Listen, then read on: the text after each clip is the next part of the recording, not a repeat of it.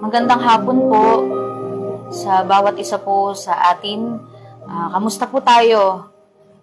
Ngayon po ay tag-ulan na naman namin po, pero ang maganda sa atin ay kahit umaraw, umulan, nandun tayo sa init natin sa paglilingkod sa Panginoon.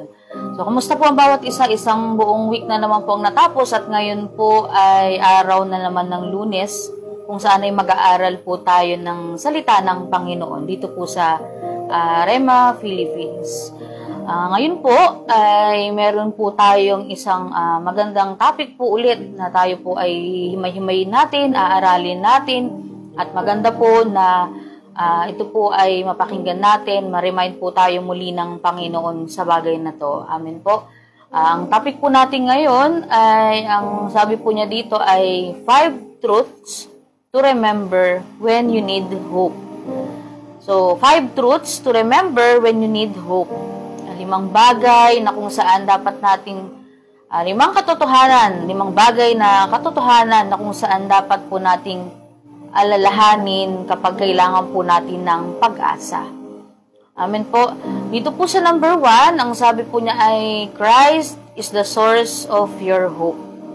Ulitin ko po, sa una po ay Christ is the source of your hope. Si Kristo ang pinagmumulan o siya ang source.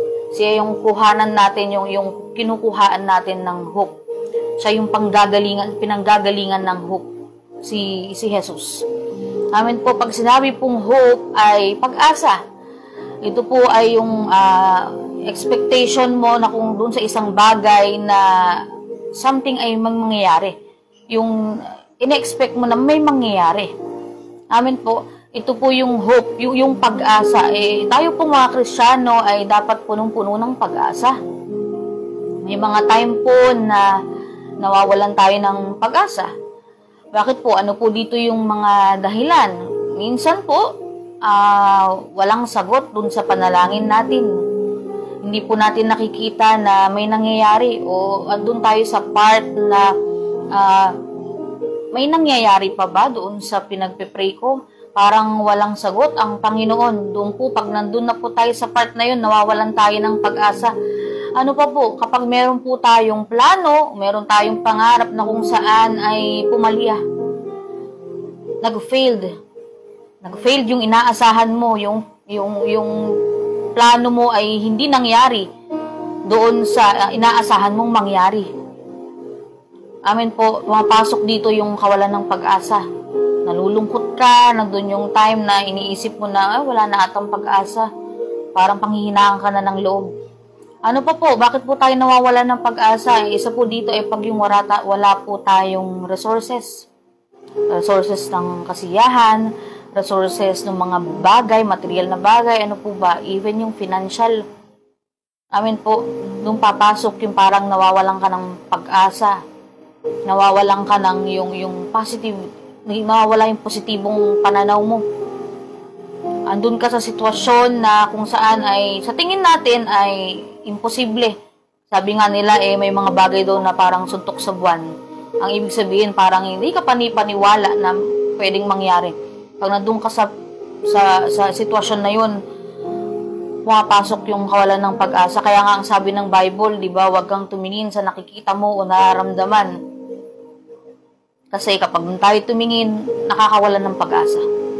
Amen po. Dito po sa 1 Peter chapter 1 verse 13, makipagbukasan po kayo sa akin sa 1 Peter chapter 1 verse 13. Kaya lagi kayong maging handa na gawin ang kalooban ng Diyos.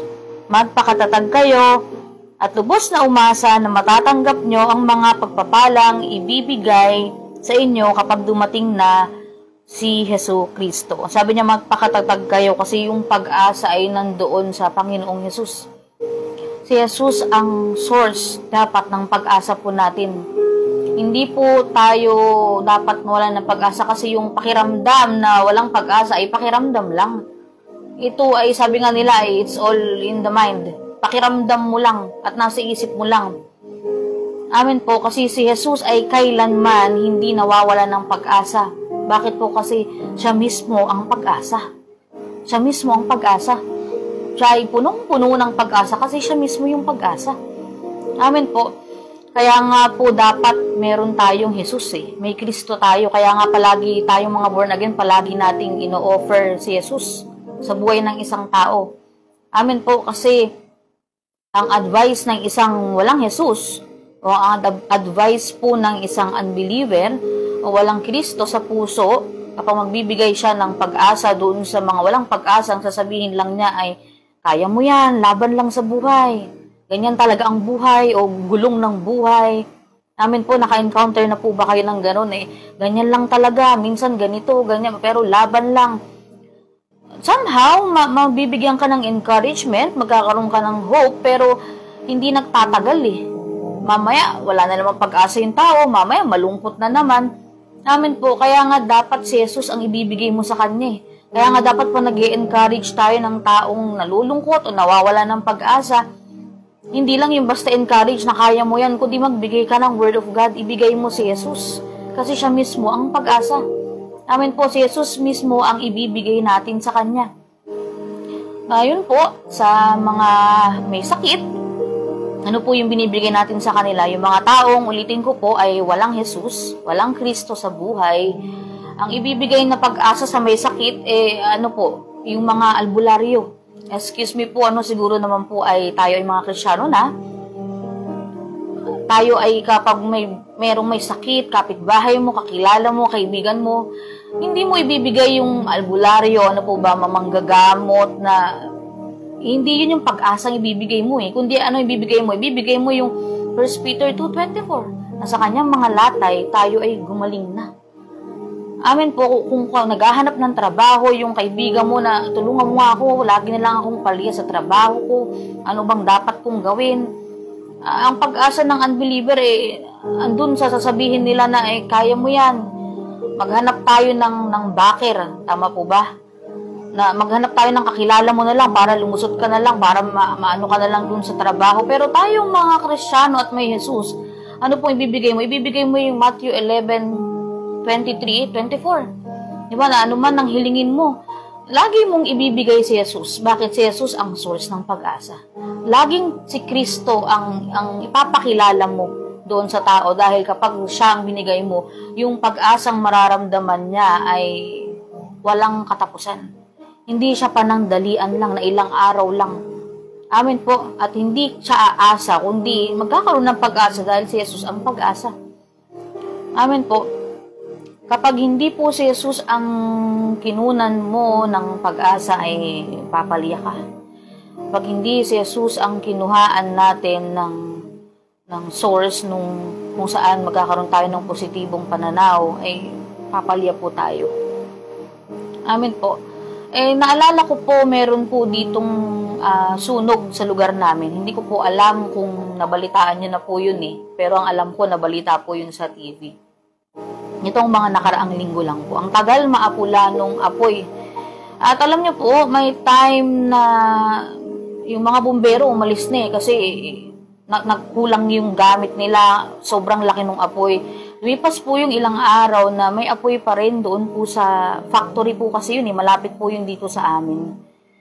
At dumating po ang time, sabi ko nga po, may apoy pa rin ilang araw na po. Ngayon, magtatanungan po yung mga residente, may bumbero ba?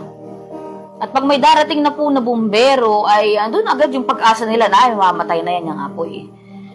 So, yung mga nasunugan po ay, anong pag-asa po nila? Bumbero. Tama po. Yung mga nasunugan, ang pag-asa nila bumbero, hindi sila pwedeng magtawag ng mananahe kasi walang mangyayari dun sa sunog. So, pag tinawag mo yung mananahe, hindi niya masusolusyonan yung apoy kasi siya ay nakadesign na manahi ng damit, hindi mag-apula ng apoy. May mga specific lang na kailangan kang tawagin. Halimbawa, nasira yung tubo po natin, yung tubo, yung daanan ng tubig sa bahay natin. Tubero yung tatawagin mo, hindi ka pwedeng tumawag ng bumbero. Baliktad naman kasi hindi naman siya tinawag para doon. Ang bumbero ay tinawag para sa apoy. Ang tubero ay para doon sa gagawa ng tubo, doon sa tubig, na daloy ng tubig natin. So, ano po yung ibig ko sabihin? May specific lang na kayang gawin.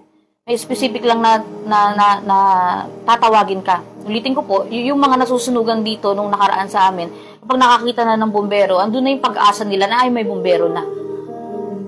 May specific lang na hindi yung pag nakakita siya na engineer, matutuwa sila na ay may engineer, maapula yung apoy. Hindi, may specific lang po eh. Pag nakakita siya nung mananahe, hindi sila magkakaroon ng pag-asa eh. Kasi bakit hindi naman trabaho ng mananahe yun eh. Pero alam niyo po, ang Panginoong Jesus, all around. Hindi yung pagkailangan mo ng bero eh, hindi mo pwedeng tawagin si Jesus kasi hindi niya kayang mapula ng apoy. Hindi yung pagkailangan mo ng manggagamot eh, hindi mo siya pwedeng tawagin kasi ito lang ang forte ni Jesus. Hindi po eh. Lahat ng forte nasa kanya eh. Amen po. Kaya kung nawawalan ka ng pag-asa sa ganitong sitwasyon ng buhay mo, ano man ang sitwasyon ng buhay mo, pwede mong tawagin si Jesus kasi siya yung source ng pag-asa, siya mismo yung pag-asa. Hindi siya yung parang, ay anak, ito lang ang forte ko, hindi ko kayang gawin yan eh. Hindi ko to kayang gawin eh. All around, ang Panginoon natin. Kaya niyang sumaklolo. Siya nagbibigay sa lahat ng klase, ng problema, siya ang nagbibigay ng pag-asa. Amen po. Ngayon po, naalala ko po, meron pong akong sinalihan nung high school ako eh, yung Girl Scout. Hindi ko po alam sino po dito yung mga nakasali ng scouting. At nung mga last days na po namin, nagpunta kami doon sa bundok, na kung saan may adventure trail, na kung saan ay ang dami mong station na pupuntahan, para kang nagtitraining ng bilang sundalo, gano'n, kung sino po yung nakaka-relate dito no, sa scouting. Gagapang ka, sa putikan, ganitong mangyayari. At naalala ko po, sariwa po sa isipan ko, sa alaala ko, nung 14 years old lang po ako doon. Habang nandun kami sa bundok, at kung saan ay may task po kaming gagawin, ako po ay nahulog dun sa parang kumunoy. Sa pagkaalala ko, kaliwang pa ako yung naihulog ko doon at hindi ko napapansin, lumulubog yung pa ako. At alam niyo po, ilang minuto lang, pati yung pa akong isa nahila ko. At lumulubog yung pa ako, halos nandun na siya sa may hita ko at malambot yung putik, yung lupa. At nung time po na yon ay sabi ko, paano kaya to? Paglingon ko sa kaliwa ko, sa kanan ko, wala akong mga kasamahan. Pero dahil yun ay activity sa school, meron pa mga station na kung saan nagbabantay yung mga schoolmate ko o mas ahead sa akin at teacher para mag-supervise. Pero that time po, lumingon ako sa kaliwa, sa kanan, walang tao. Sabi ko, paano kaya ito? Wala pong tao. Pero alam niyo po, mga ilang minuto lang bago pa ako magsalita, may nagsalita. Hinahanap pala ako. Alin, sabi nila sa akin. Eh, po kasi tawag nila sa akin nung high school ako eh. Siguro, tinitingnan nila na yung grupo ko, wala ako. Alin, nahanap nila ako, nagtatawag sa akin. Nung narinig ko po yung boses, nakaramdam ako ng pag-asa. Sabi ko, may tao. May tao. At pagdaan po nila sa akin, nakita nga nila ako at inabot nila yung kamay nila sa akin para hilahin ako doon sa putikan para makaahon po ako doon. Nung narinig ko po yung boses, sabi ko may pag-asa. Alam niyo po, hanggat naririnig mo yung boses ng Panginoon, may pag-asa. Hanggat naririnig mo yung rema, naririnig mo yung boses ng Panginoon, may pag-asa. Paano po pag hindi ko na po narinig yung boses ng Panginoon? Kaya nga may mga paraan para marinig ang boses ng Panginoon namin po, mag-expose ka sa anointing, magbabad ka sa anointing, mag-fasting ka. Pero ulitin ko po, hanggat nandyan yung boses ng Panginoon, nararamdaman mo rin ang presensya ng Panginoon, may pag-asa. Hindi kailangang malugmok doon sa kalungkutan. Hindi mo kailangan mag-isip at magbaymait pangunahan ang plano ng Panginoon kasi kung siya ang pag-asa, siya ang maglilid sa atin doon sa tagumpay. Amen po. So, yun lamang po ang may babahagi ko po ngayong hapon. Ulitin ko po, na ang sabi po niya dito ay magpakatatag kayo. Dahil lang alam niyo po ang Panginoon, ang pag-asa po natin. Ang pag dumating na ang Panginoon, ito yung ultimate hope natin yung pagdating ng Panginoon. Pero habang wala pa yon, magpakatibay po tayo, magpakatatag po tayo. Tayo po mga taga-rema ay alam ko po na may kanya-kanya po tayong pinagdadaanan sa ministry man, sa personal man. Pero tandaan po natin, ang pag-asa po natin, ang kalakasan natin, ay kunin lamang natin walang iba kundi sa Panginoong Hesus. Amen po. So, minsan pa po, sige po, tayo po ay manalangin. Ama, sa pangalan ni Jesus, salamat o Diyos sa mga paalala mo sa amin. Sa mga panahon ng nalulungkot kami, sa mga panahon, Panginoon, na nararamdaman namin na madilim, nararamdaman namin, Panginoon, na walang pag-asa. Nakikita namin, Panginoon, na nandun ang mga kamay mo at inaabot kami, O Diyos. Ikaw ang nagbibigay ng liwanag, Panginoon, doon sa kadiliman. Ikaw, Panginoon, ang nagbibigay ng pag-asa sa amin dahil ikaw mismo ang pag-asa namin, Panginoon. Salamat, Panginoon, sa kabila ng minsan nagkukulang kami, pero andun ang presensya mo. Andun, Panginoon, ang tinig mo na nagsasabi na mahal mo kami. Andun ang tinig mo na nagsasabi, Panginoon, na kami ay manatili sa iyo dahil ikaw ay punong-puno ng pag-asa. Salamat, Panginoon. Pagpalain mo bawat isa na nakikinig, nanonood sa mga oras na to. Panatilihin mo sa amin, Panginoon, yung kababaang loob. Panatilihin mo sa amin yung pag-asa. Panatilihin mo sa amin, Panginoon, yung andun na yung mga mata namin ay nakatingin lamang sa iyo.